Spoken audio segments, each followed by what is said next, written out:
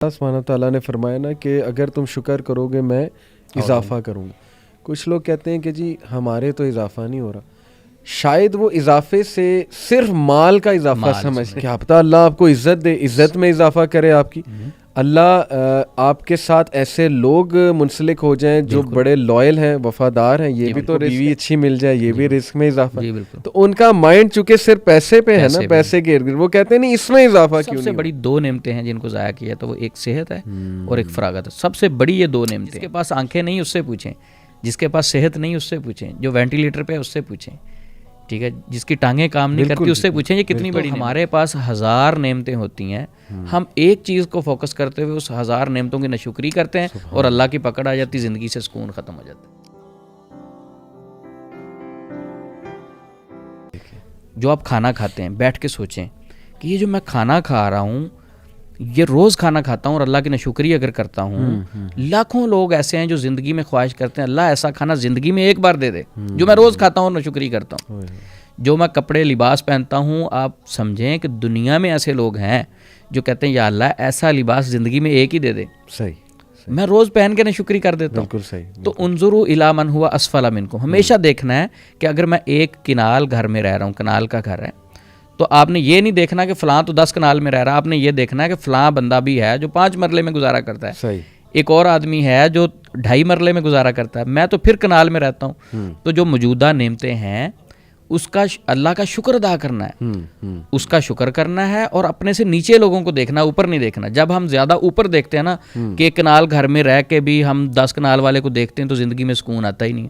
جب سکون نہیں آتا تو پھر حسد پیدا ہوتا ہے, جب حسد پیدا ہوتا ہے تو میں نے اسلامی تعلیمات کو چھوڑا نا, تو بات وہیں آئی کہ تعلیمات یعنی تعلیم کی شعور کی کمی ہے. اور شعور جو آتا ہے, تعلیم جو آتی ہے وہ قرآن و سنت کے علم سے آتی ہے. کسی نہ کسی طرح آپ اٹیچ رہیں قرآن و سنت کے ساتھ, انشاءاللہ آپ ان چیزوں سے بچ جائیں گے.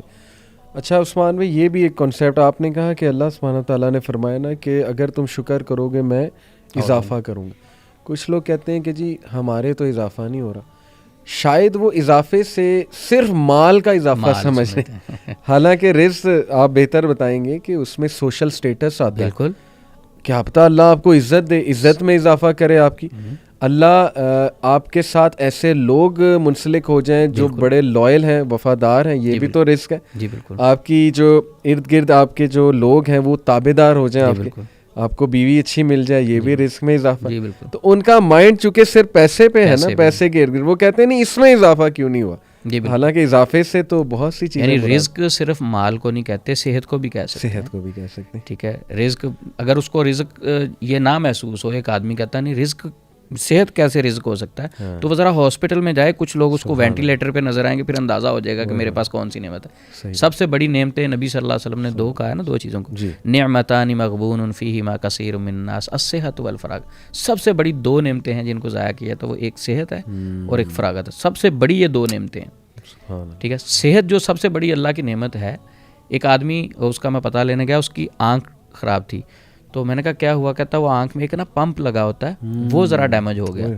اچھا, میں نے کہا اب اس کا کیا ہوگا, کہتے وہ نا سری لنکا سے ملے گا شاید 4-5 لاکھ روپے کا, وہ اوریجنل بھی نہیں ہے, وہ میں اس میں لگاؤں گا. اب دیکھیں نا آنکھ کتنی بڑی نعمت ہے, میری آنکھوں میں بھی لگے ہوئے ہیں وہ پمپ, آپ کے بھی, ہم نے کسی ڈاکٹر سے رکھوائے ہیں. تو صحت بھی اللہ کی طرف سے ایک رزق ہے, سکون ہے.